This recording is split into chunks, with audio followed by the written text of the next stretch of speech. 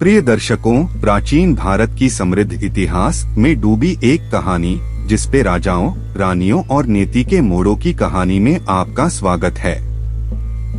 आज मैं आपको महाभारत की आकर्षक दुनिया में ले चलता हूँ, जहाँ सत्यवती की वंशावली के जटिल धागे प्रेम, हानि और भविष्यवाणियों की गाथा बुनते हैं।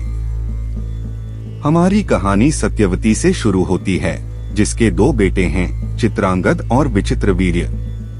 भाग्य ने शुरुआती झटका दिया क्योंकि उनके पिता शांतनु का बचपन में ही निधन हो गया। इसलिए उनका पालन पोषण भीष्म ने किया। भीष्म ने चित्रांगद के बड़े होने पर उन्हें राजगद्दी पर बिठा दिया, लेकिन कुछ ही काल में गंधर्वों से युद्ध करते हुए चित्रांगद मारा गया। इस पर भीष्म ने उनके अनुज विचित्रवीर्य को राज्य सौंप दिया। अब भीष्म को विचित्रवीर्य के विवाह की चिंता हुई। उन्हीं दिनों काशीराज की 3 कन्याओं अंबा, अंबिका और अंबालिका का स्वयंवर होने वाला था। उनके स्वयंवर में जाकर अकेले ही भीष्म ने वहां आए समस्त राजाओं को परास्त कर दिया और तीनों कन्याओं का हरण करके हस्तिनापुर ले आए। बड़ी कन्या अंबा ने भीष्म को बताया कि वह अपना तनमन राज शाल्व को अर्पित कर चुकी है। उसकी बात सुनकर भीष्म ने उसे राजा शाल्व के पास भिजवा दिया और अंबिका और अंबालिका का विवाह विचित्रवीर्य के साथ करवा दिया।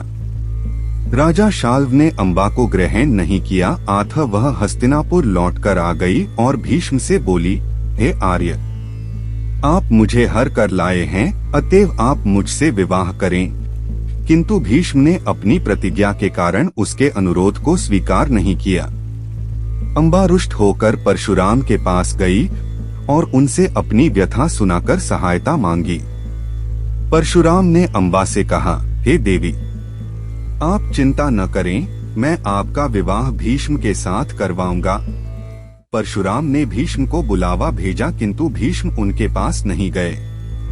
इस पर क्रोधित होकर परशुराम भीष्म के पास पहुँचे और दोनों वीरों में भयानक युद्ध छिड़ गया। दोनों ही अभूतपूर्व योद्धा थे, इसलिए हार जीत का फैसला नहीं हो सका। आखिर देवताओं ने हस्तक्षेप करके इस युद्ध को बंद करवा दिया। अंबा निराश होकर वन में तपस्या करने चली गई। विचित्रवीर्य अपनी दोनों रानियों के साथ भोग विलास में रत हो गए, किंतु दोनों ही रानियों से उनकी कोई संतान नहीं हुई और वे क्षय रोग से पीड़ित होकर मृत्यु को प्राप्त हो गए। अब कुल नाश होने के भय से माता सत्यवती ने एक दिन भीष्म से कहा, पुत्र, इस वंश को नष्ट होने से बचाने के लिए मेरी आज्ञा है कि तुम इन दोनों रानियों से पुत्र उत्पन्न करो। माता की बात सुनकर भीष्म ने कहा, माता, मैं अपनी प्रतिज्ञा किसी भी स्थिति में भंग नहीं कर सकता।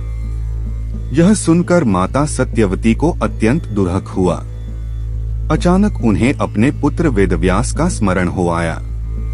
स्मरण करते ही वेदव्यास वहां उपस्थित हो गए। सत्यवती उन्हें देखकर बोली, हे पुत्र, तुम्हारे सभी भाई निःसंतान ही स्वर्गवासी हो गए।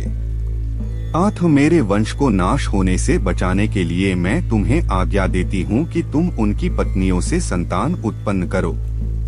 वेदव्यास उनकी आज्ञा मानकर बोले, माता, आप उन दोनों रानियों से कह दीजिए कि वे 1 वर्ष तक नियम व्रत का पालन करते रहें, तभी उनको गर्भ धारण होगा। 1 वर्ष व्यतीत हो जाने पर वेदव्यास सबसे पहले बड़ी रानी अंबिका के पास गए। अंबिका ने उनके तेज से डरकर अपने नेत्र बंद कर लिए। वेदव्यास लौटकर माता से बोले, माता, अंबिका का बड़ा तेजस्वी पुत्र होगा, किंतु नेत्र बंद करने के दोष के कारण वह अंधा होगा। सत्यवती को यह सुनकर अत्यंत दुहक हुआ और उन्होंने वेदव्यास को छोटी रानी अंबालिका के पास भेजा। अंबालिका वेदव्यास को देखकर भय से पीली पड़ गई।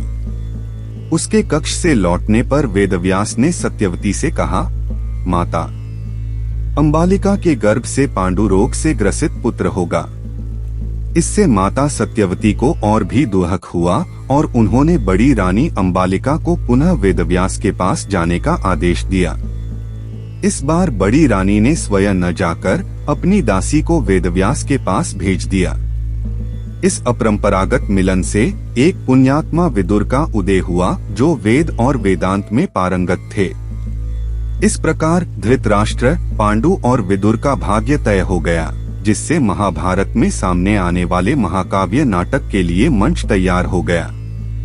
मेरे साथ जुड़े क्योंकि हम इस प्राचीन कथा के जटिल जाल में गहराई से उतरेंगे।